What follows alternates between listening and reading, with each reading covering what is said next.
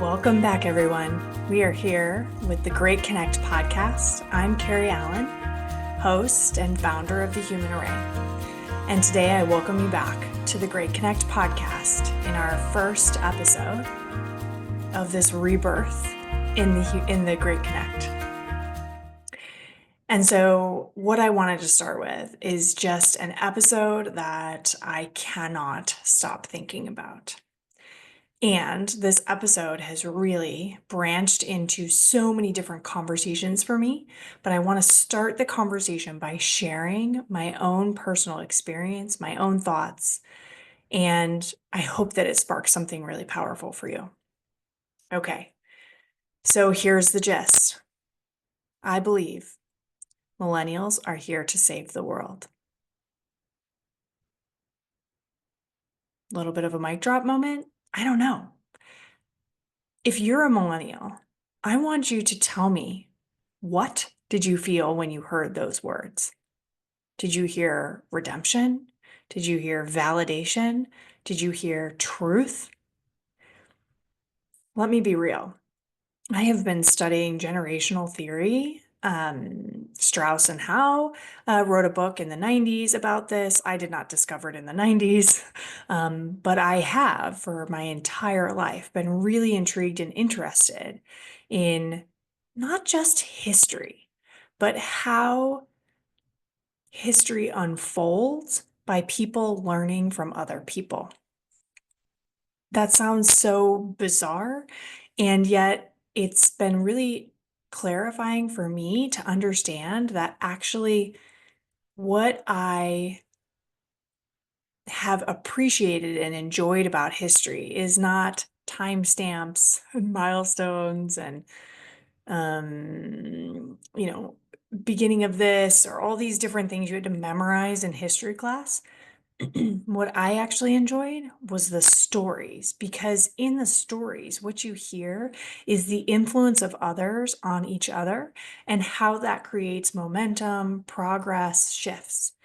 If you listen to any history story, you'll hear the greats, right? All the people over time that we still talk about today, and how they actually were inspired by others before them. And to me, this is the cool part about history, is seeing the chain and the connection for individuals, because it isn't one brilliant mind that comes out of nowhere that lives in a little bubble, doesn't talk to other people, and then changes the world. That's not real. It has never happened, and it will never happen, because we as humans are a species that tribes, right? We need tribes, we need people, we need belonging, we reflect off of each other, and that's how we learn and grow. So when you look back at history, you can see that each individual was inspired by somebody else. You hear this, let's just take musicians. Taylor Swift was inspired by listening to the generations of singers before her, right? They were inspired by people before them. They all get up on stage, and when they accept their awards, they thank the people that influenced them, that supported them. Without that progress, we don't grow. And so history to me is in the stories of, wow, this person created this change because they saw something else that inspired them. Those are the glimmers throughout all of time that have continued to move humanity and human consciousness forward. So when we think about history, we often look backwards and say, well, why would they do that? Well, we have knowledge that's built upon that, and each of us is meant to look back and say, wow, that's really interesting, and I'm inspired by that, but it's creating something new for me. It's opening a new door for me because I'm inspired. There's no competition. You're not good enough. It's, wow, you sparked something for me. You opened my eyes to something, and now I want to explore further, and I want to bring that to the next level. And that's evolution. And consciousness evolution in particular has always been fascinating to me. So I say this about the millennials because in reading about generations and the Strauss-Howe generational theory. I read about this many, many years ago, and it is just stuck in my head of wow, four archetypes repeating over and over. And the transition that happens between each of them and watching those archetypes happen because of the one before just stuck with me in a way that's like, oh, that makes so much sense. That if we're put in this situation, we would naturally create this archetype. If then that archetype exists, then naturally the next archetype would exist. And that's a cyclical pattern. It doesn't mean that it's not a spiral up, right? We still go around the four archetypes, but we go up every single time because it's evolution. It isn't the definition of insanity doing the same thing over and over and over again. We can look back and say, okay, this generation created this for this generation, created this for this generation, created this for this generation, and so on and so forth. And if we look at ourselves that way, we can be grateful for those who came before us because they created this moment for us. And we can empower ourselves by saying we don't have to carry it all. We have to do our role so that the generation following us can take it from there. They're meant to do the next thing, right? This in my body actually feels like relief because I have a strong urge to change the world. I have. And I think actually most millennials have that strong urge within them too. And that can feel very overwhelming and even daunting to think about, oh my gosh, how am I going to do that? I have to have such impact. I have to reach all these people. I have to do all these things. It's not true. I have to play my role. And what is my role? And the millennial generation, at least in the Strauss-Howe, but we've got multiple episodes teed up for you to explore the millennial generation in many different ways. The millennial generation is the hero of the story. And we all go to the movies all the time. And it's the hero's journey. It's the hero's journey. And is the hero's journey rainbows and butterflies? Absolutely not. And you can actually look at this generational theory and see that we were born in a time where things were pretty good. And then it got hard. And that's very common for the hero's journey, this arc that we have perpetuated in the movies and in TV, this experience that happens. You can look at any of the Marvel movies, it's everywhere. It's literally every single movie, which someday we're going to dig into the movies that shape the millennials because I can't help but think about how the influence ripples through how we act today. So stay tuned for that one. In the meantime, this hero's journey is not about being easeful, and it has certainly not been easeful for the millennial generation. As an elder millennial, which I'll talk a little bit about in a second, I know that I wasn't at exactly the specific moment that a lot of things happened, but I did have several experiences. 2001, the Twin Towers, I was a sophomore in college. 2008, I was a young professional. And these different moments in time that have given the millennial generation an opportunity to say, what is happening here? I think is what's shaping us up and has prepared us for this very moment in time. Because the hero doesn't go into a flower shop and destroy everything. Instead, the hero goes into a place of disruption and chaos and says, how can we find our way through this to make it a beautiful flower shop, to get it back to this place that we know is possible? And millennials have experienced that. So let's first talk about technology, because the millennial generation, especially the elder millennials, which is the oldest of the millennials, I'm right on the edge. I'm like beginning millennial, eldest millennial, if you will. We knew the world before technology. We had to be home when the street lights went on.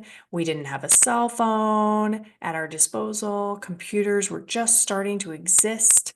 We were the Oregon Trail generation, right? Because that didn't even happen until later. We learned computers as computers came of age. So did we. And this unique experience allows us to be a bridge for other generations. If we look back at the generations Gen X, boomers before us, they didn't the younger Gen Xers that are kind of this Oregon Trail kind of bridges the two Gen X and Gen Y or millennials had similar experiences, right? There's not like a line that happens between generations, like, oh, I'm 80, so I don't understand what you experienced born in 81. And there are shifts and changes that happen specifically in certain generations. And so for the elder millennials and millennials in particular, we understood what it was like to play outside, to not have the TV at our disposal, to have a show that would come on that we wanted to watch, to have to sit down and watch it when it happened and sit through commercials in a way that generations now can't even understand. So we had this unique perspective of life before. And when technology came into existence, we used it to connect in person. I had AIM in high school, right? The whole goal of AIM was even one, after curfew, you could still talk with your friends. Two, it was about meeting up. I mean, when I think back to how I used a phone or a computer in late high school, early college, it was all about arranging when you were meeting up with friends or finding friends. It wasn't about staying on the technology. The technology allowed us to connect to each other, to meet up with each other, to do things in person, to coordinate, to plan, to organize. And I think that our generation, because of that experience specifically, and seeing how technology has continued to advance, we're kind of the wisdom keepers of how to use technology to connect humans, not just on technology, but in real life, IRL. I don't know if that's popular anymore. I don't care. I've always loved it. IRL, right? And technology can be amazing because you can hear me right now and I can connect with you in this way. And I can talk to my friend that's currently on the other side of the world. That's not something we could experience. And I recognize the value of that. And I recognize the value of being in person at the same time. And for me, it's not an either or, it's a both and. How do I bring those two things together and recognize that I need a level of balance there? And I think the millennial generation specifically holds wisdom around that. And let's talk about the wisdom that I think the millennial generation lost or was deprived of. I will speak from my own experience. There are exceptions to every rule. And if you look back at evolution of technology, advancements and progress that were made, I think that this is more common for most of us than not. And you can find a million different memes on any social media channel that will share the same thing. I learned how to cook anything out of a box.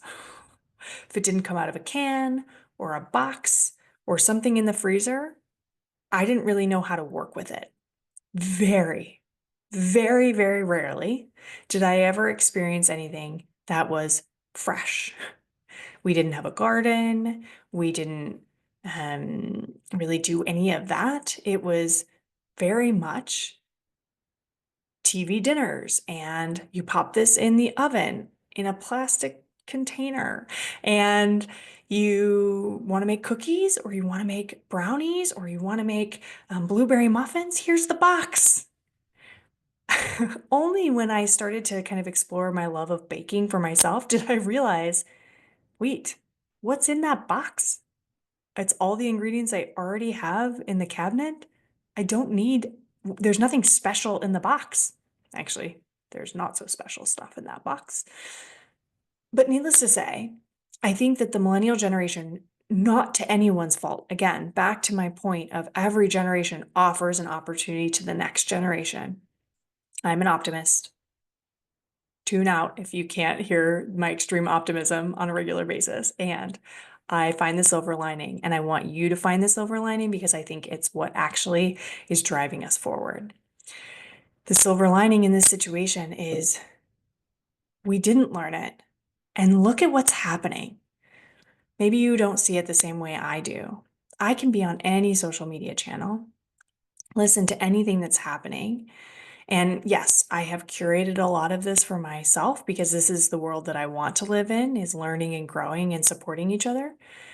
But you will hear this generation learning to bake bread. Wait, I can bake bread? Oh, here's how I garden. Oh, I can grow these things myself. Oh, applesauce is just pureeing apples? Who knew? And putting it in a can? I can do that. I realized for many, many years, I've had this extreme fascination with what you could call holistic health. I think it's just the way we're supposed to live, truly, in this world of, hey, I can use baking soda for like almost anything. It is such a powerful tool. Why didn't I know this? Wait, I have to clean the dishwasher to clean my dishes? The cleaning of things that clean drives me absolutely bananas. It's just a personal pet peeve of mine. And also makes me question, wait, is this actually easier? Or what does it help me do? And so all that wisdom that I think if you were fortunate enough to have grandparents who baked, and I actually and cooked, I did have some of that. I just didn't get that one-to-one experience where it influenced my life. And honestly, I'm grateful for it because it brings me to this moment right here. You didn't really learn any of the wisdom of how to know what browned meat looks like, or what does boiling water look like. I'll never forget.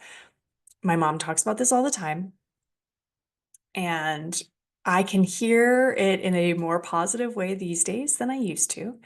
But she remembers a story of me calling her in college and saying, how do I know that the water is boiling? And yes, I'm a bit of a perfectionist, and so this is like a splitting hairs sort of conversation. But what I was trying to articulate is, what is a rolling boil? Like, do I need to get it to this big, boisterous rolling boil in order for it to technically be boiling and hot enough? Or when it starts to do the little bubbles on top, is that hot enough? And what she heard was, I don't know what boiling water is. And she's not wrong, right? And why didn't I learn that? How did I not know? I had made noodles before many times in my life, but I think in certain situations, I was trying to make sure that I did it well, I did it right, and I didn't really understand the difference between that low boil or that roiling boil. And so those are the things that I think back on my life and the many different junctures in which those things have happened, where it very clearly presents to me that I think the millennial generation, based on, ooh, how easeful, how easy it is for us to give you a box rather than you have to have all these ingredients, or here's a can of this, or here it's frozen and ready, you just have to pop it in the microwave, or the oven. Oh, I can't even believe. I mean, one of my favorite things was those TV dinners that had the brownie in the middle. Oh my God, we put that plastic in the oven. In the oven. Okay. I'm still alive. And all those little pieces of wisdom of how to discern the difference, how to know when something has matured in taste and flavor and look and smell and taste, our whole sensory system that we've used for millennia to feed ourselves, to nourish ourselves, to heal ourselves. I honestly feel completely disconnected from that. And for the last 10 to 15 years since I met my husband, because he's much more connected to this than I am, I've been learning to bring that back for myself. Not to reach for the easeful jar of whatever, cleaning solution, etc., but to really understand what I'm trying to accomplish and what are the tools and resources that I have at my disposal. Do I really need to do that? Or can I throw some vinegar in it and it will be just great? And this to me is so empowering. It's stepping out of ease and into empowerment because now I feel like I have a whole new tool chest or toolbox of resources at my disposal. It honestly feels so incredibly abundant to step into this mindset that I can learn and understand how to use plants and materials and substances that already exist in nature to solve my problems. I just I just have these moments of like, how did I not learn these things? How did I make it 40 plus years without understanding all of these things? And actually, I've been learning this since I was in my 20s, but now getting to this point as a parent to say, wait a minute. And I hear it in my husband too, because while he very much is more connected to the earth and understanding, and these things come a little bit more naturally for him, I really believe that he experienced the same. And one of the things he said to my kids is, you are not going to leave this house without knowing how to cook meals for yourself. And those are the things that come back to me as like, wait, that's my job as a parent, not to keep you alive, not to make you smart, not to send you to school, not to get you to college, not to pay for all these academic programs or things or sports or whatever it is. It's to teach you how to be a human. This is earth school. We got to learn our emotions. We got to learn how to take care of ourselves. We need to learn how to build and cultivate friendships and when to let them go. We need to learn how to feed and nourish our bodies. And this, I think, is the hero's journey of the millennial generation. If we hadn't had this constriction, all this ease, we wouldn't step into this empowerment. And I think we're here to re-empower humanity, to remind ourselves we are powerful, we are capable, we are knowledgeable. And why did that get stripped away from us? And this is a piece that I really want to explore in so many different conversations.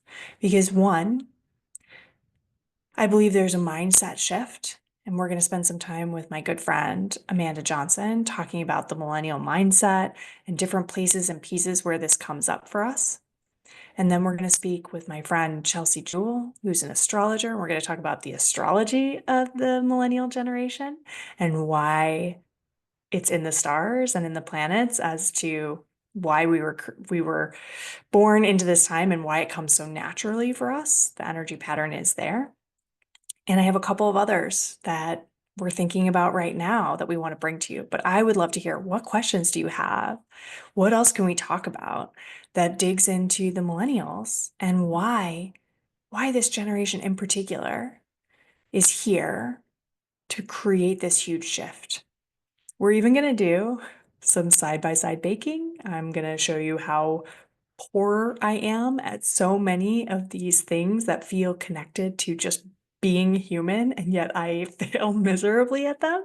We're going to have some laughs. We're going to enjoy this tremendously because I believe if we as a generation, at least in North America, can link arms and say, hey, this binds us. This is a bond that we have as a generation, and we want to create a change in that. I think we can. I know we can. I believe we can. Actually, I know we can. That inner knowing is what I see in the world. I see millennials stepping up to the plate and saying, no longer am I going to be called all these various things that were said about this generation as we went through the years. Instead, we ask questions. Why? We dig deeper. I have to go to work 9 to 5. Why, if I'm done with my work at 3, do I have to stay till 5? Why do I have to walk to go to the office when it's an hour away from me when I have this computer where I can do all my work there? All these questions are coming up, and this is the generation to ask the questions and start to expose that there isn't a why, or perhaps that why is not connected to a value system that we feel aligned to. And I think our Gen Z friends are working towards the next evolution of that in their own way, and the alphas beyond that. So go on this ride with the Great Connect podcast, as well as digging into the millennial generation. We've got lots of different content coming up for you around overall well-being and why millennials in particular are really feeling this push and pull towards well-being. Because I climbed the corporate ladder. I got to the family, the kids, the husband, the dream job I'd always wanted, and I was a robot. I was the most miserable I have ever been in my entire life. I have been fed that this is when I will be happy, when I reach this point, and I got there. I tasted it, and it was horrifying. It was miserable, and I had to completely break away from it. I stopped, I walked away with the support of my husband, with the support of my kids. My son said to me, "Mommy, why don't you smile?" It took him saying that twice to me, twice, to break me out of a haze and a fog that I needed desperately to break out of. My body was falling apart. It was screaming at me to get out of this experience. And so, many years later, I want to bring this empowerment back to all of us, that we may have been told that this is how it works. But since the day we were born, as millennials, we have been asking why. And now we all awaken to a world in which we are reaching the stages that we've been told this is why. And here we are, and it isn't true. It isn't happening. That happiness that you put off in the future, it isn't there. It's in our everyday well-being. And we, as a generation, are here to bring back well-being, to ask the questions, why do I have to wait? Why is well-being not an everyday experience? Why is it so hard? Why am I stripped of my power? Why do I have to listen to this person? What authority does that person have over me and my body? Why? Why don't I have a voice? Why is my voice not valid? How can I step more into what I want and discern that for myself? And man, when I think about this generation, I just know we're already doing it. And I want us to link arms so we can make it bigger, better, because we care about well-being, not just bigger and better, because well-being is something we should all experience every single day, no matter what version it looks like for you. Well-being is being well. You are a being. How are you being well? Okay. So many things. I'm trying so hard not to jump into all the things about millennials that I really want to, but I really want to go into each of the conversations in a very specific way.